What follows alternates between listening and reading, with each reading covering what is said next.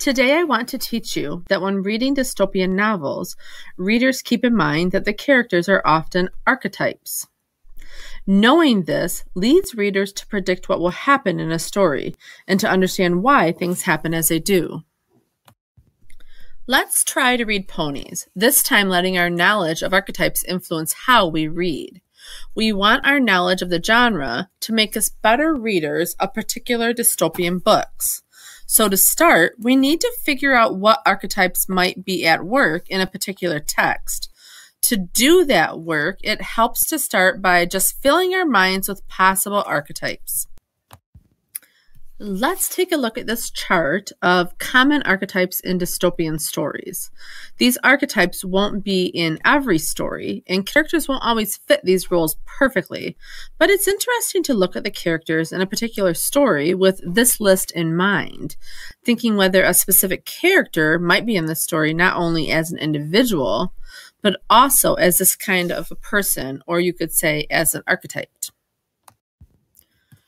On the chart, we have the hero, the sidekick, anti-hero, villain, mentor, and mother figure. Pause the video for a second and take a look at this list. You'll also want this information in your notebook.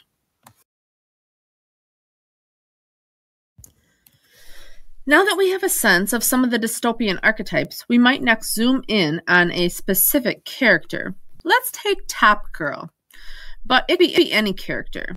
And now we need to think, might Top Girl be an archetype? If so, what archetype is she? Let's take a look at the list. Is Top Girl a hero? A sidekick?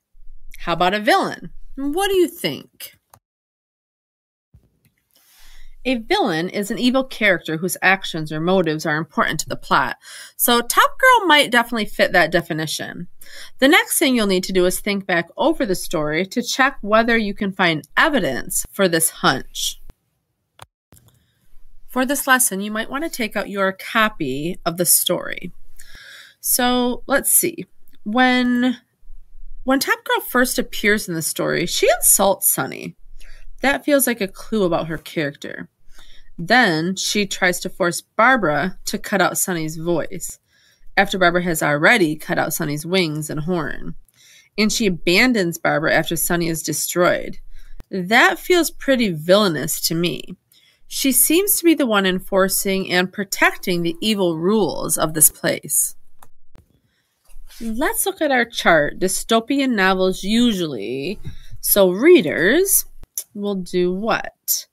You should have this chart in your notebook as well.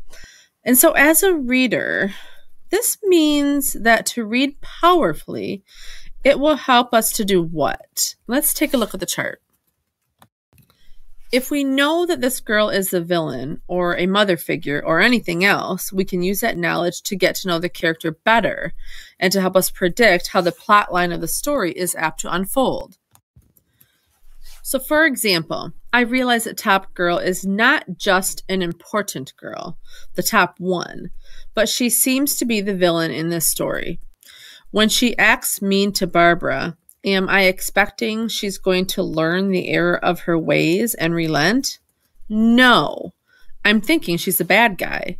She will keep on being awful. That's her role in the story. I can totally picture her at the end of the story sneering at Barbara like she's nothing. She'll still be acting villainous because that's her role. Do you see how our knowledge that Top Girl is an archetype helps us predict how the story will go? Here's an added tip.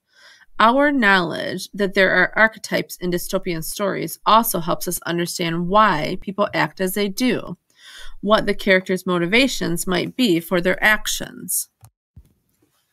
Let's try it. Let's think. For example, of why Top Girl invited Barbara to the party in the first place. True confession. When I first read that, I thought Top Girl was being nice. She wanted Barbara to succeed and join the group. But now we know that Top Girl is a villain in this story. What do we think her motivations are? Because she's a villain, she's invited Barbara over for evil reasons. As a villain, she has the power to do evil, and someone has to hold these cutting out parties. As a villain, Top Girl is the one to do so. So readers, do you see that we can read dystopian books differently once we realize they often contain archetypes? We can first think about which archetype is represented by the characters in the text. Then we can use our knowledge about those archetypes to predict how the characters will act, how the plot will unfold. Lastly, we can use our knowledge about archetypes to form theories about the characters' motivations for their actions. When you go back to the lesson platform, you'll do this work in your book.